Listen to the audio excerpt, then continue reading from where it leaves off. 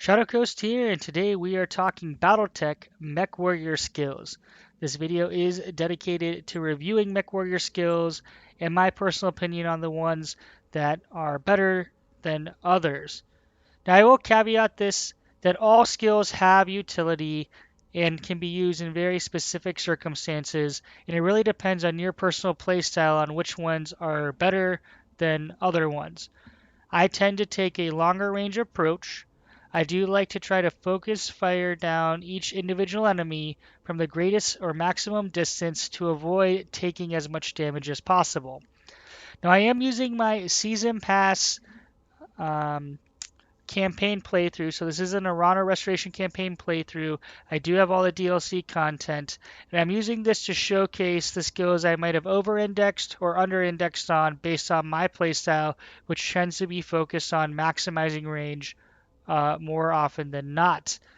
So we're going to first start out with skill sets that you probably want in every Mechwarrior lance. So I'm using Shadow Coast, which is my main character, and he has some of the best skills I think that you are going to want to have in your lance. At least one, maybe two Mechwarriors with these skills.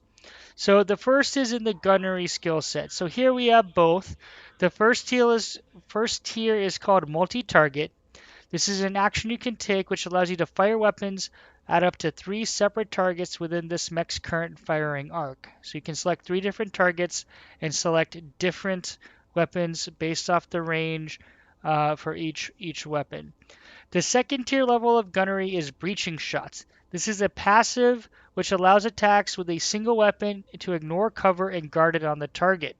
Now, breaching shot is very critical. I do recommend that once you have both or a higher tier level or more experience with your mech warriors, you always want to have at least one, if not two, mech warriors with breaching shot. Now, the key here is that with breaching shot, a single weapon will ignore cover and guard it. So when we think about placing Shadow Coast in the mech, we're going to want to place them in mechs that have heavy hitting weapons. So for example, we're going to want a mech that has a PPC or large laser or AC-10 or AC-20, something like that, where we can multi-shot targets or at least ensure that we use one weapon that is going to benefit from breaching shots.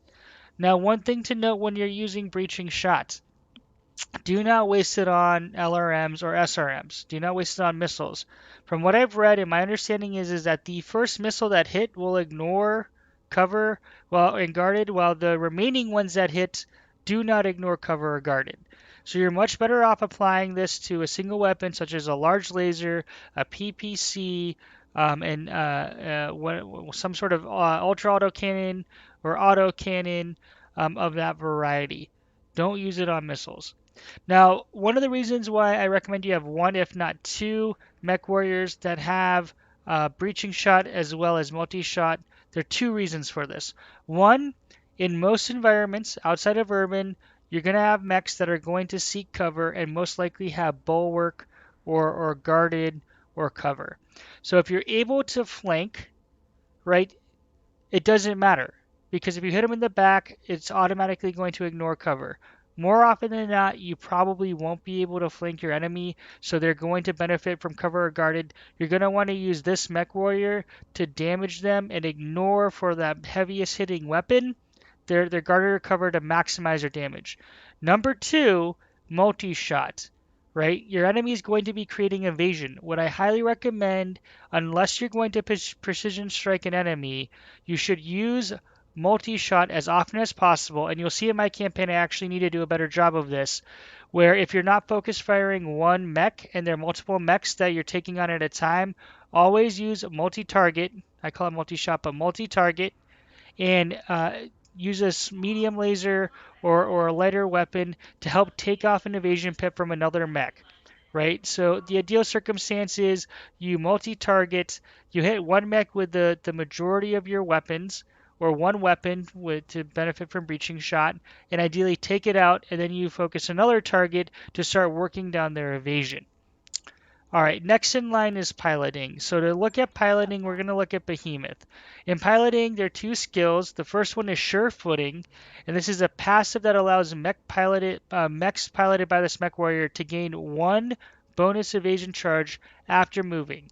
and this allows you to exceed the unit's maximum.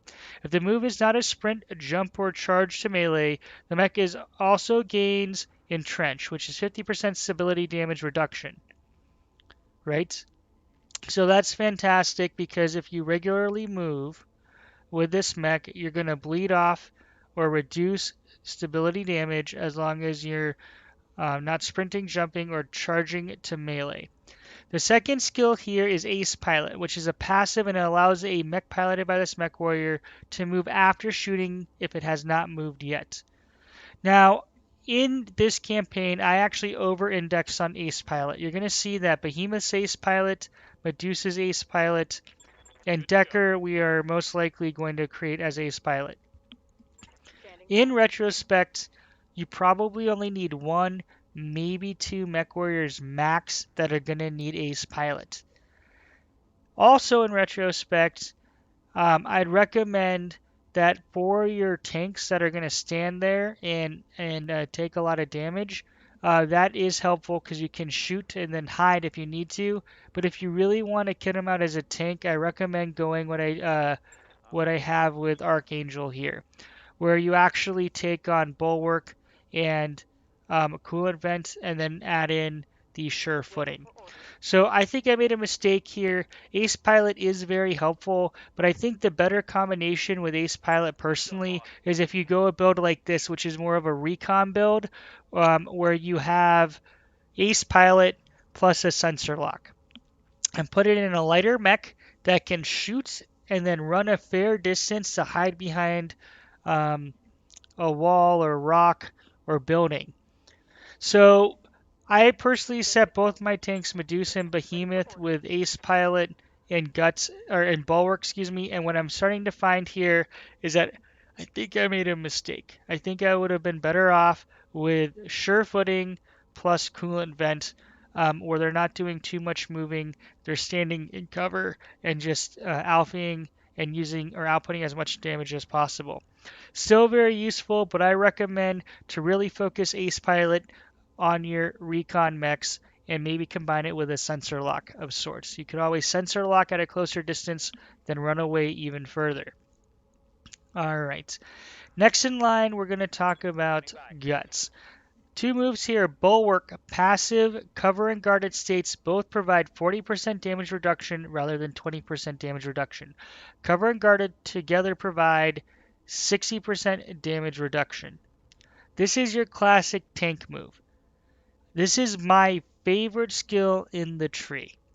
I personally think that you want two Mechwarriors with Bulwark at any given time, and you want to put them in your heavier mechs that are able to take as much damage as possible.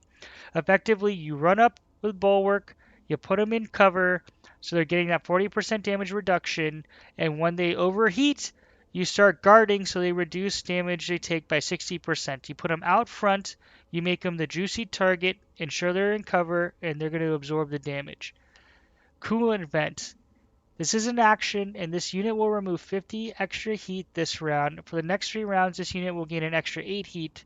There's a 4-round cooldown. I did not like this skill. In fact, I wasn't planning on getting it until I picked up Archangel in a storyline piece. Now that I've used it, this is a very effective skill. I do recommend if you're going a tank build, pick up Sure Footing and Piloting, and then go to Coolant Vent. And then you can put this effectively tank type Mechwarrior in a mech that has full on armor and doesn't necessarily need to be as heat efficient. Coolant Vent's going to get you an extra alpha where you're firing all weapons. Alpha is when you fire all your weapons. So I actually recommend putting Coolant Vent on your Mechwarriors. If I was to do this again, I would probably split the difference. Medusa, I would have kept this setup, put him Ace Pilot, so he has some tanking yet a little bit of movement after firing as a tank to generate more evasion. And then I would have probably made Behemoth a Sure Footing and Coolant Vent Mechwarrior if I could redo it. So I do actually recommend using Coolant Vent. It is very effective. especially when you're in not or less than heat efficient or poorly heat efficient mechs. That's okay. If they're really heavily armored, you're leveraging bulwark, and you're making this person the damage absorber, and you're sacrificing heat efficiency for armor, that's okay. So I actually do like coolant vent. I would recommend that you only have one mech warrior with coolant vent. Right, I would make that my primary tank. Like I said, if I could do this all again, I would actually flip this. Behemoth is my tank. She's always my tank in main storyline campaigns. I would have traded out Ace Pilot for coolant vent if I knew what I know now. So that's my personal recommendation. Finally, we have the tactics tree. Sensor lock. This is an action. Select a target within sensor range to reveal it until the end of the current round and remove 2 of its evasive charges. The target also gains +2 sensors impaired effect. And then the next level is Master Tactician. This is a passive ability and allows mechs piloted by this mech warrior to gain +1 initiative and remove 1 bar of stability damage when reserving. This is probably my second favorite skill, Master Tactician, especially later in campaigns when you're in assault mechs. You actually bring them up an initiative turn so you can output that massive assault mech damage a turn early. One interesting thing here with Master Tactician that I would say is that when you look at skills like a Cyclops, if you have a Cyclops on your team, I believe they have the ability to bring up your mech's 1 initiative turn, if I'm not mistaken.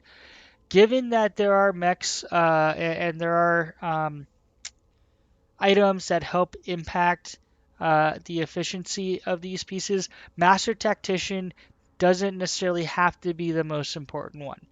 So when it comes to tactics, I do recommend when you deploy that you have at least one mech warrior with sensor lock, if not 2. Right? My personal playstyle, I always try to have one, right? And that one will really sensor lock from a distance, while the rest of them hit them with LRMs or AC-10s or very long range weaponry, where I'm really trying to focus down one mech at a time. For Master Tactician, if at all, you only need one of them. So in this campaign with the Arana Restoration, you're going to see that I always put glitch in the Highlander that you obtain. I think that's hugely effective. Glitch gets to move early. That Highlander with all the cool stuff in it is super heat efficient and outputs a tremendous amount of damage. And that is my what I call finisher. So this is a much a finisher type build where you're putting a pilot that has multi-target as well as Master Tactician in your heaviest, hardest hitting mech that outputs the most damage. And they're really taking out or finishing the job on most mechs. So, in summary, when you deploy, you're going to want a couple of things. I highly recommend that you have 2 mech warriors that have bulwark, right? In this case, I like to deploy Shadow Coast, which has bulwark and breaching shots. And I also like to deploy either Behemoth or Medusa. In retrospect, if I could make the change, I would deploy Shadow Coast in his current build and Behemoth, who has coolant vent, right? I'd also add in a Decker, who once we get Ace Pilot will be great. And Decker's going to be in my lighter mech or my recon mech.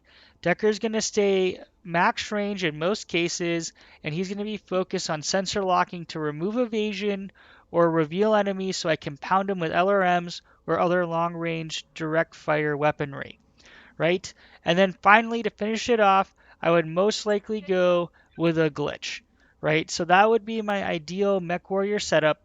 I will have to add a Mech Warrior to this Battletech Season Pass campaign, and when I do, I'm going to create a better tank where it's going to be sure footing with coolant vent, and that person will be eventually become my main tank.